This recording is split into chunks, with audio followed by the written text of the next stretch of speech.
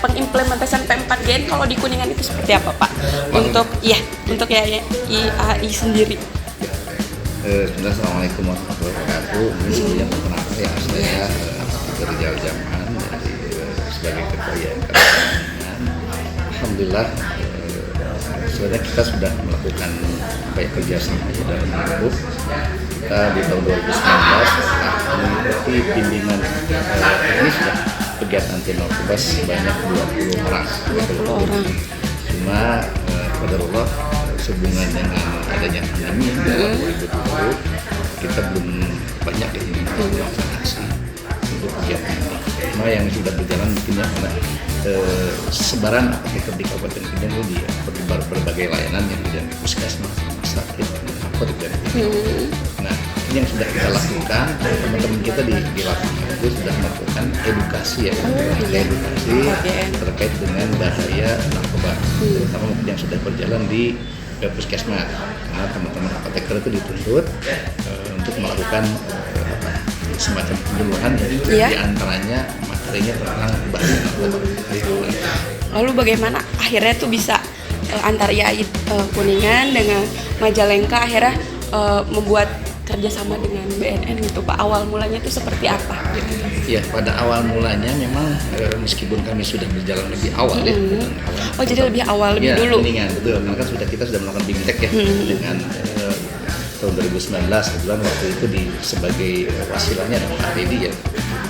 Nah, kemudian untuk yang sekarang memang tuntutan program kerja dari pengurus daerah di Provinsi Jawa Barat sudah mengawali melakukan MOU antara BNN provinsi dengan IAI Jawa Barat. Oh iya. Ya, turunan dari itu kami diinstruksikan untuk melanjutkan di tingkat kabupaten. Oh iya. Jadi harapannya mungkin di provinsi terjalin hubungan kuat dan dilanjutkan dengan di tingkat kabupaten.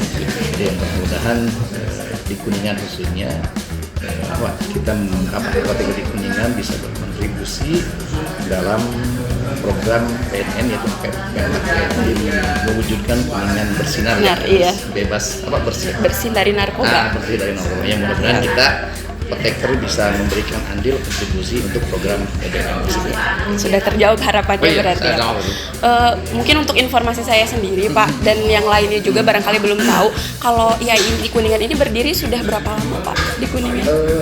Sudah lama. Iya. Dari tahun 60 berapa ya itu. Jadi sudah lama karena kan kita terpusat ya, ada pengurus pusat, ada di tingkat nasional, ada di provinsi dan di Kuningan. Nah, kalau misalkan periode kepengurusan sebelumnya kesini saya ada Pak Cece ya. Kemudian kekuatan apoteker yang ada di Kuningan ini sekarang mungkin kita lebih sedikit dari Majalengka, kita ada 225 orang apoteker ya. Ya mudah-mudahan itu sebagai modalitas buat kami sehingga bisa memberikan kontribusi yang lebih banyak di kegiatan ini. Siap, Bapak. Cukup mungkin, Bapak. Terima kasih banyak untuk waktu ya. Siap. Sebelumnya perkenalkan, nama saya Dahana dari Humas BNK Kuningan.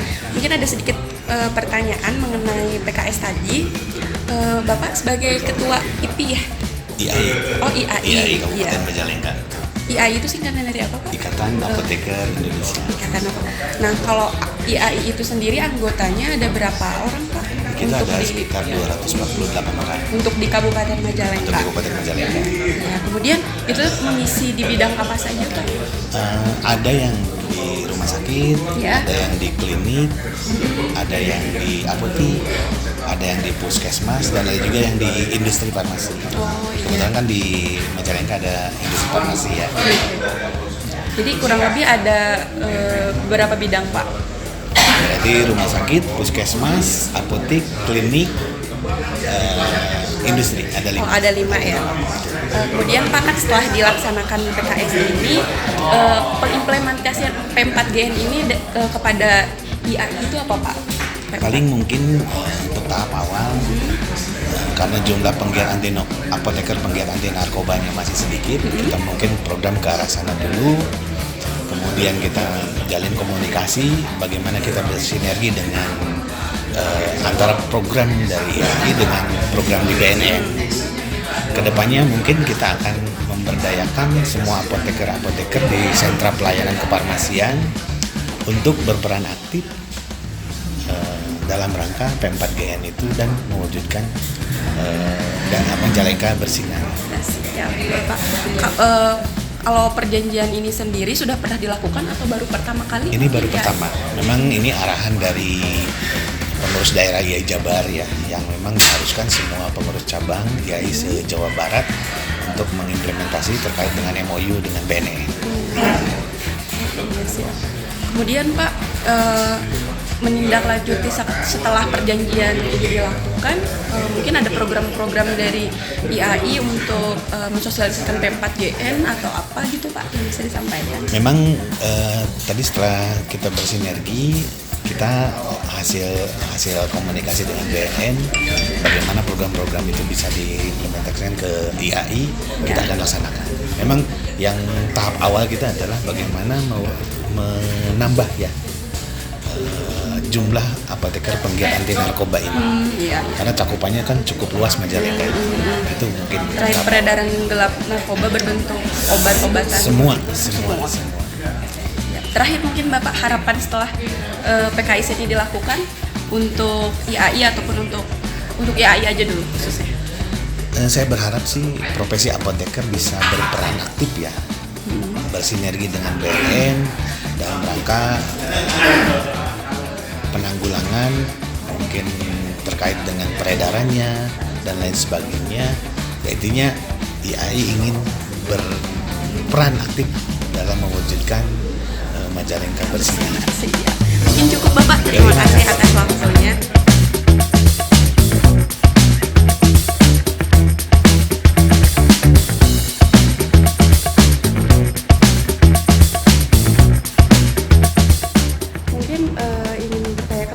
Tanggapan atas itikat baik dari IAI Kuningan dan IAI Majalengka untuk melakukan MOU dengan BNN. Ya. Tanggapannya menurut Bapak seperti saya sebagai kepala BNN Kuningan, saya menanggapi cukup baik ya, sangat positif. Mereka dari Ikatan Apoteker Indonesia yang ada di Kuningan dan yang ada di Majalengka memiliki suatu niat, itikad bagaimana bekerja sama bersinergi dengan BNN terkait dengan penyelamatan anak bangsa.